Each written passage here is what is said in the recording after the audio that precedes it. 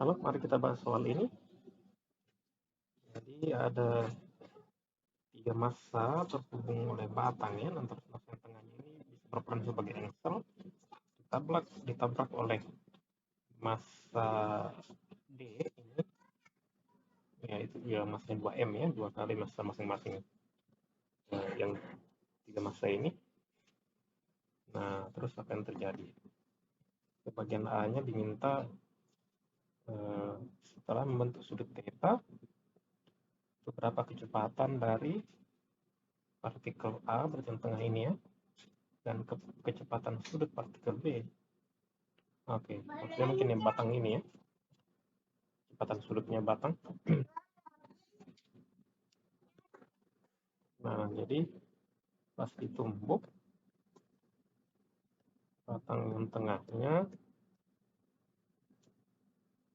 nah taruhlah setelah tumbukan, ini kecepatannya VA, nah ini B, nah B-nya mungkin ada komponen Y-nya ya, jadi ini disebut ada VBX, nah bisa jadi ada Y-nya juga, oke, begitu juga di bawah ya, yang harusnya sama dengan di atasnya dari simetri ya.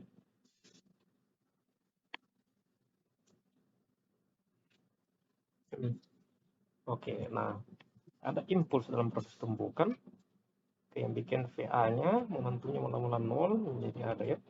Jadi impuls pada A itu M VA, momentum akhir dikurang awal, tapi awalnya 0 ya, jadi cuma gitu ya. Nah, terus ada juga impuls ada D ke arah sebaliknya kan ya. Jadi harus ada minus gitu kan ya. Nah, momentum akhirnya mari kita sebut sebagai MVD kurang momentum awalnya. Oh, ini maksudnya 2M ya. Nah, mula-mula kecepatannya V0. Gitu ya. Oke, nah I itu karena ya reaksinya kan ya. Kalau yang A itu impulsnya ke sana, nah maka yang D impulsnya ke arah sebaliknya. Jadi saya bisa tanda minus ya. Nah, asumsi saya juga di sini kecepatan akhirnya itu PD-nya tetap ke kanan ya. Setelah tumbukan. Oke. Nah, kemudian selain itu kita bisa juga tinjau rotasi dari batang. Jadi kita bisa pandang seperti ini. Sistemnya ini kayak dua bagian ya, bagian atasnya dan bagian bawah. Jadi ini tidak berarti bahwa kita potong beneran ya, cuma seolah-olah kita bagi menjadi dua bagian, atasnya dan bawahnya yang ya dari simetri akan sama saja.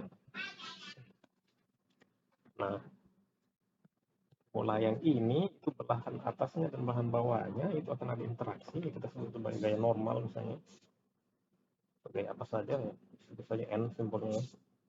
Nah, gayanya itu cuma bisa ke arah vertikal ya, begini ke atas, ini reaksinya bawah. Nah, kenapa tidak boleh ada arah horizontalnya? Itu karena rusak simetrinya. Kalau misalnya yang sebelah atas, belahan atasnya mengalami gaya ke sana,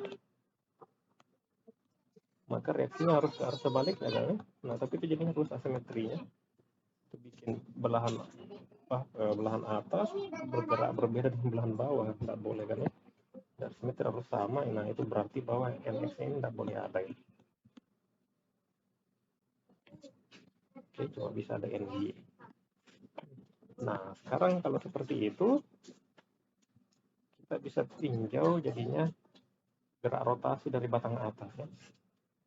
Nah, pertama, kalau kita pilih acuan, jadi tinjau momentum sudut, ya. Momentum sudut batang atas relatif terhadap dengan acuan, dengan titik acuan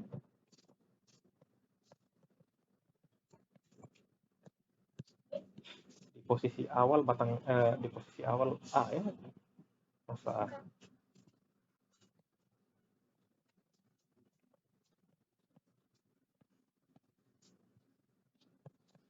Oke, jadi ini apa? Titik yang diam terhadap tanah di lokasi di mana A mula-mula berada. Jadi bukan terhadap A ya, karena A itu sendiri nanti dipercepat. Nah, kalau kita ikuti A, kalau terhadap A, A-nya sendiri dipercepat, nanti dia kerangka acuannya non inersial ya. Nah, nanti ada gaya fiktif yang menimbulkan torsi. Bukan itu yang dimaksud, yang kita maksud di sini yang inersial ya, kurang inersial. Jadi titik yang diam terhadap tanah, tapi ya di titik mula-mula di mana A berada. Oke, kenapa saya pilih di situ? Karena ya semua interaksinya ada di situ ya, impulsnya antara D dengan A, jadi di situ. N-nya dan N ini, NY-nya juga di lokasi itu juga ya, pas mula-mula tumbukannya terjadi. Oke, nah kalau kita pilih di lokasi itu, nanti gayanya tidak memberikan torsi karena tidak ada lengannya. Jadi kalau momentum awalnya 0, akhirnya juga harus 0. Ya.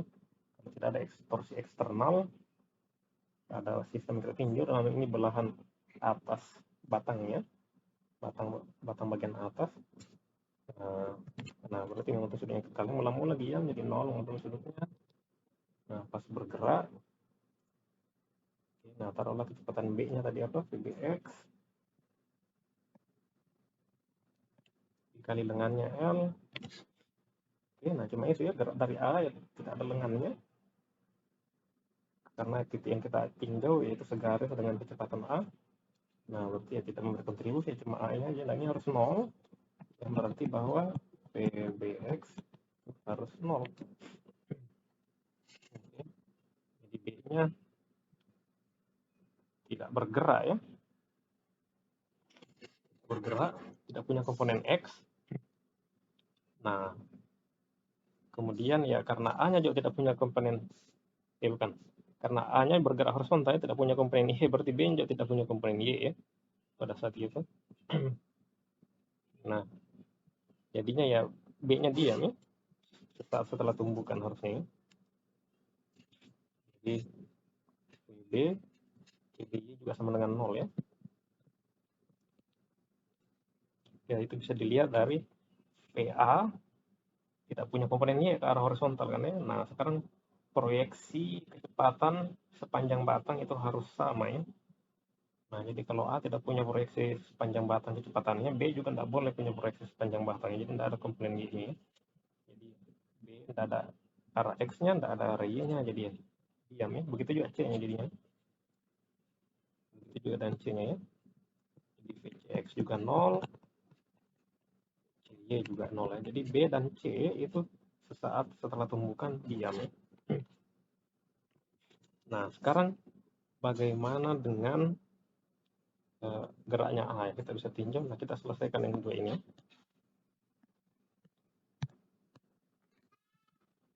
Kita punya MVA sama dengan 2M, itu ada tanda minus, jadi saya balik yang ini ya. V0 kurang VD. Oke, ini VD dikurang V0, tanda minus saya balik jadi gitu ya. Jadi M bisa coret. Dan itu kita juga persamaan yang lain ya, persamaan restitusi ya. Ini namanya persamaan kekal momentum, terus persamaan restitusi yang menggantikan persamaan energi ya. Yaitu ya koefisien restitusinya 1 karena ini elastik, ini sama dengan minus kecepatan relatif akhir. Jadi kita bisa pilih-pilih ya, misalnya saya pilih D terhadap A, jadi akhir itu ada VD dikurang TA dibagi, jadi koefisien restitusi gitu ya, memang ada minus di depannya, kecepatan relatif akhir kurang awal ya. Harus konsisten ya, kalau kita tulis sebagai D terhadap A, begitu juga di awalnya juga D terhadap A yang dibalik ya.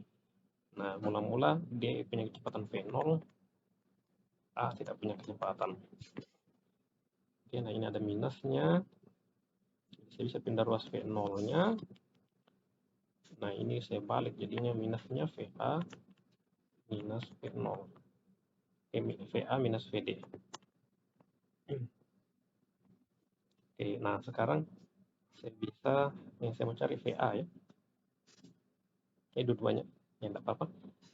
Kita bisa substitusi, misalnya VA-nya saya substitusi ke sini, jadi dapat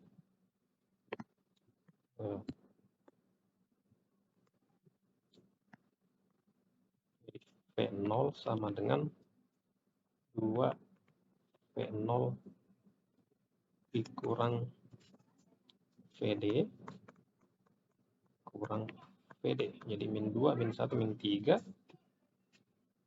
Ini jadi 2 min 1, jadi V0 ya, VD. Jadi dari sini kita dapat VD sama dengan sepertiga V0. Nah, substitusi balik lagi ke persamaan atas, jadi kita dapat VA sama dengan V0 tambah VD ya. Jadi 1 ditambah sepertiga ya 4/3 ya. Oke. Nah, jadi seperti itu. Tepat setelah temukan, belum selesai ini yang diminta ini fungsi theta ya. Jadi setelah bengkok, jadi theta-nya masih 0 seperti ini. Nah, mari kita pandang sistem ini dalam kerangka acuan pusat massa batang ya. Pusat massa sistem 3 massa. Pusat massa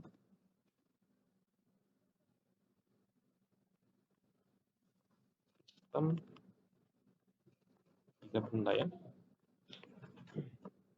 Jadi seperti apa cara cari pusat massanya? VCM-nya sama dengan kan massa kali kecepatannya masing-masing. Tapi ya kita sudah ketahui bahwa C dan B-nya diam, jadi yang punya kecepatan MA ya. Jadi M kali PA, harusnya M kali PBX, M kali PCX, tapi itu 0. Dibagi dengan massa totalnya ya, yaitu 3M. Nah, VA-nya 4/3, jadi 4/9 ya. 4/9 V0. Nah, dari dalam kerangka pusat massanya,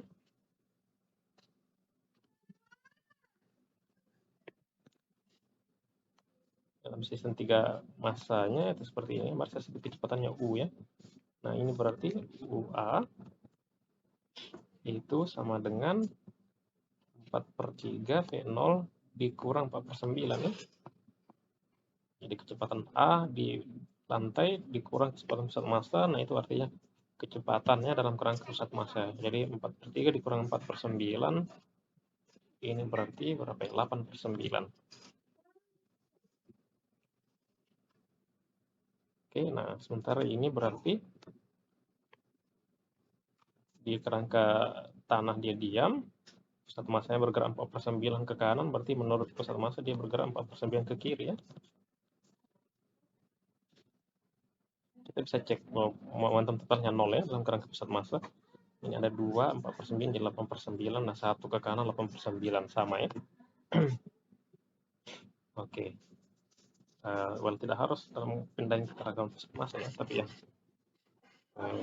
saya simpel ya dengan cara ini. Nah, sekarang